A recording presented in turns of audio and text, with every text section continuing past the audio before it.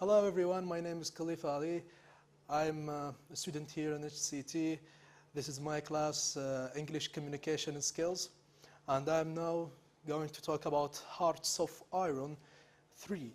It's a strategy game that teaches you about World War II.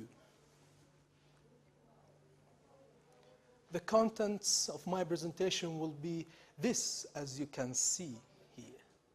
I'm going to talk about how the developers make the game to help us to understand what happened before 66 years ago. The game information.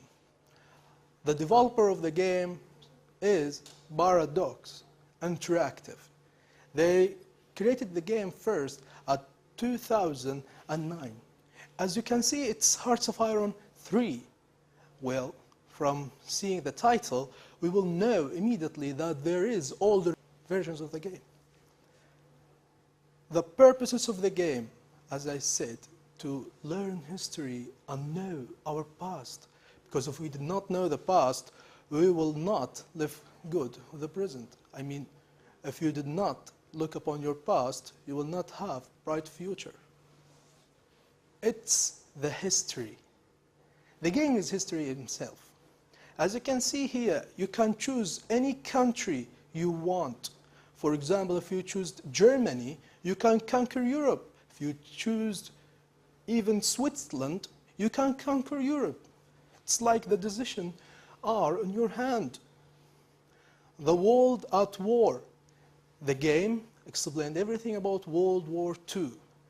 So, the decisions they took, the stuff they made, like the weapons they used, the tanks, everything. It's like they tell you everything with the game. The decisions they make. For example, if you are playing as Germany and you declared war in Poland, you can see, for example, Hitler's picture signing the paper of declaring war.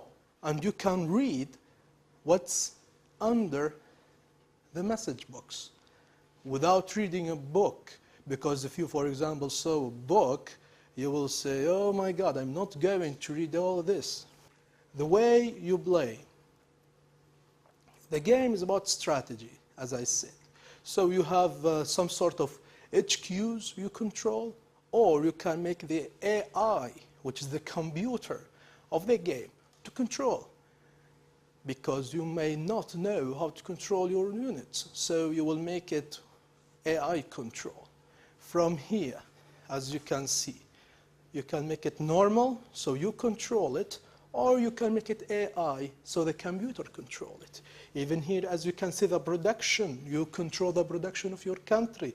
You can produce weapons and soldiers and so on, and you can create technology and improve it. You can as well make diplomacy influence to other nations to make some decisions with.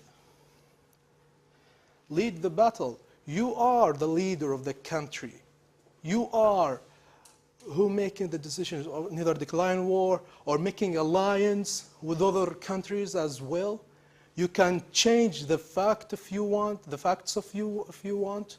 You can do whatever you want by changing the mood you are playing from outside.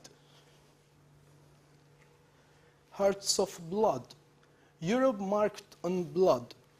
Well, the game also described to you how many people died in World War II, but with the easy way, so you understand and get the information well without reading that much from a book or a magazine.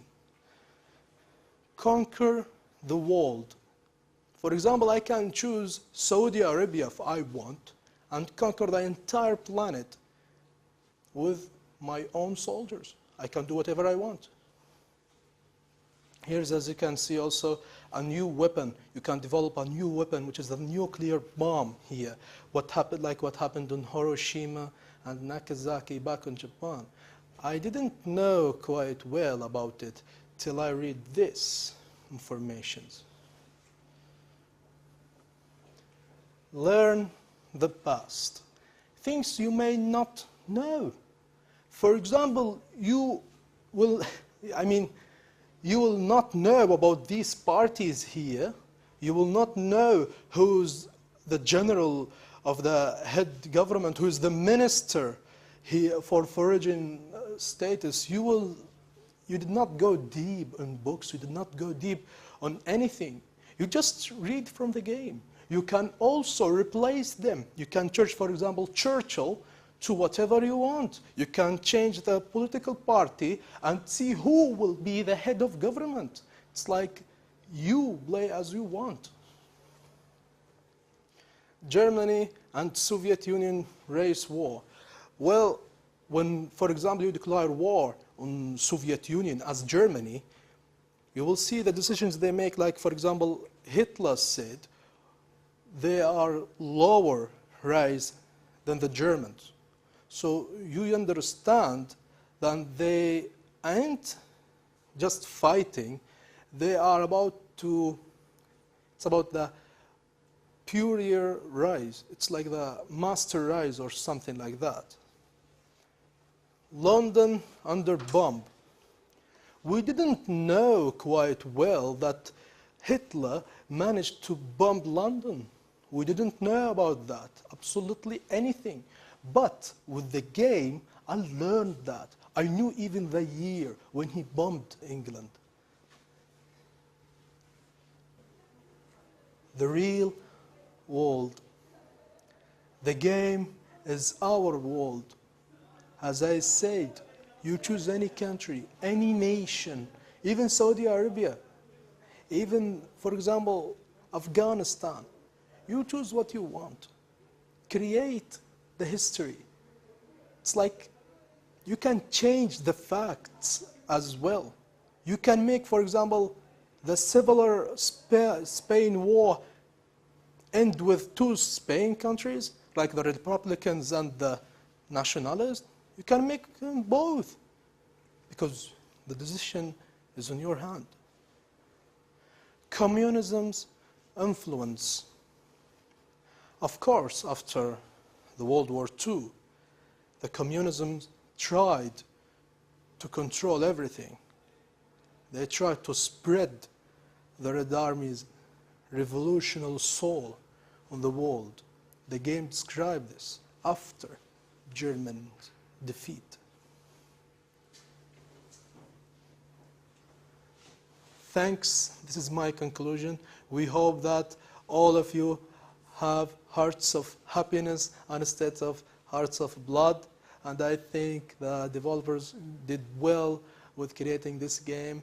I learned the stuff that I didn't know, and I am looking forward to their new creativity stuff. Any questions?